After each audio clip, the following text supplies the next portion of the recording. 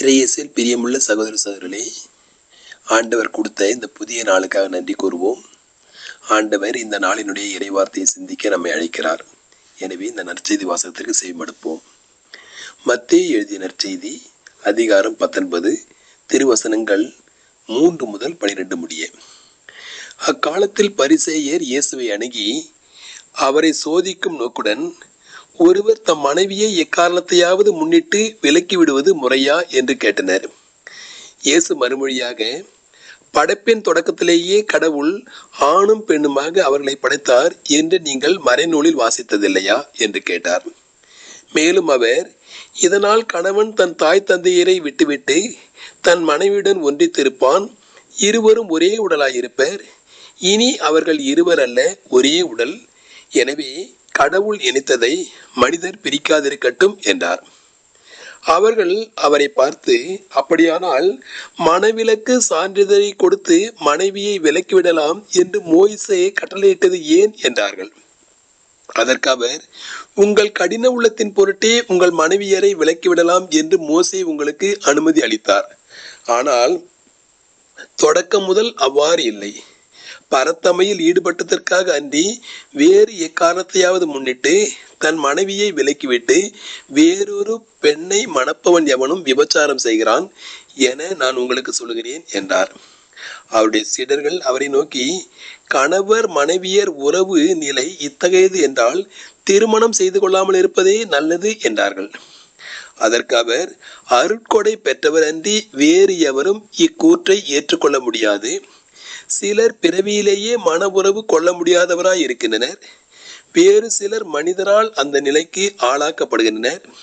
மற்றும் சிலர் விண்ணரசின் பொருட்டு அந்த நிலைக்கு தம்மையே ஆளாக்கி கொள்ளுகின்றனர். இதை ஏற்றுக்கொள்ளக்கூடியவர் ஏற்றுக்கொள்ளட்டும் என்றார். வாழ்வு தரும் கிறிஸ்துவின் நற்செய்தி. கிறிஸ்துவே உமக்கு புகழ். அன்புள்ள சகோதர சகோதரர்களே, பரிசேயர் இயேசுவை அணுகி ஒரு கேள்வி கேட்கிறார்கள்.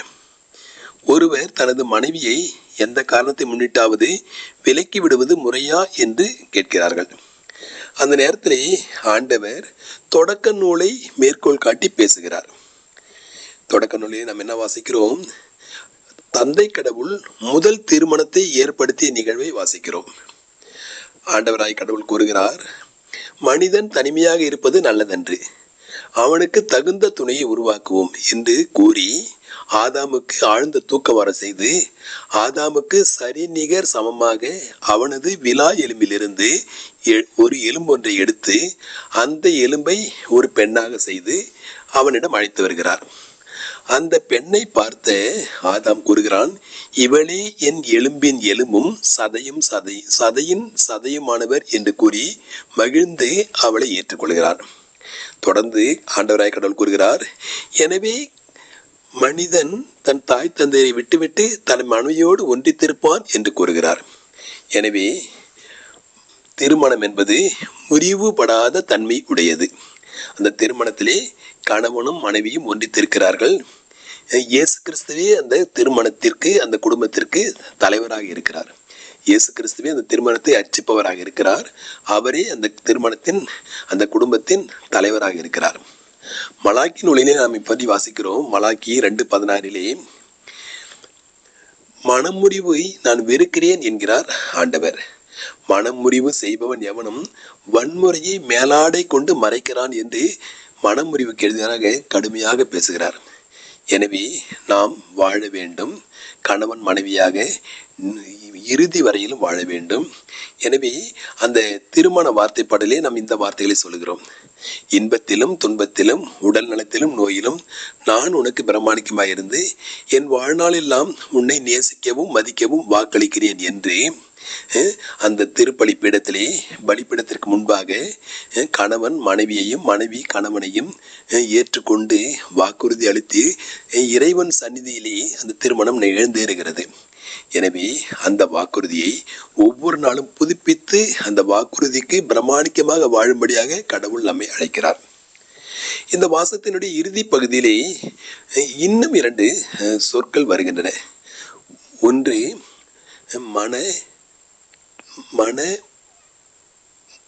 மன உறவு மற்றும் மன முறிவு மற்றும் மன துறவு. எனவே மன உறவு தேவையாக இருக்கிறது. ஏனெனில் தந்தை கடவுள் அதனை ஏற்படுத்தியிருக்கிறார். மன உறவு தேவை. மனிதன் தனிமையாக வாழ முடியாது. இரண்டாவது, நாம் மலாக்கி நூலிலே படிக்கிறோம், மனமுறிவை கடவுள் வெறுக்கிறார். மனமுறிவு எதிராக சாடுகிறார். எனவே மனமுறிவு எக்காரணத்தை கொண்டும் ஏற்புடையது அல்ல. மூன்றாவது, மனத்துறவு. அந்த அருள் அடையாளங்களை பெற்றவர்கள், அருட்பொழிவு பெற்றவர்கள் மன மன மன மன திருமணம் செய்து கொள்ள வேண்டியதில்லை, அவர்கள் தனிமையிலேயே வாழலாம் என்று அவர்களுக்கு அந்த அபிஷேகத்தை தருகிறார். எனவே அன்புள்ள சகோதரர்களே, ஆண்டவர் ஏற்படுத்திய அந்த முதல் திருமணத்தை நாம் நினைவு கூறுவோம். நம்முடைய திருமண உறவை நாம் நினைவு கூறுவோம். ஆண்டவர் சந்நிதியில் நாம் அளித்த அந்த வாக்குறுதியை புதுப்பிப்போம். ஒருவர் தனது வாழ்க்கை துணையை ஆண்டவரிடத்து கருத்திலிருந்து பெற்றுக்கொண்டோம். எனவே அதற்கு பிரமாணிக்கமாக ஒவ்வொரு நாளும் வாழ்வோம். சமாதானம்.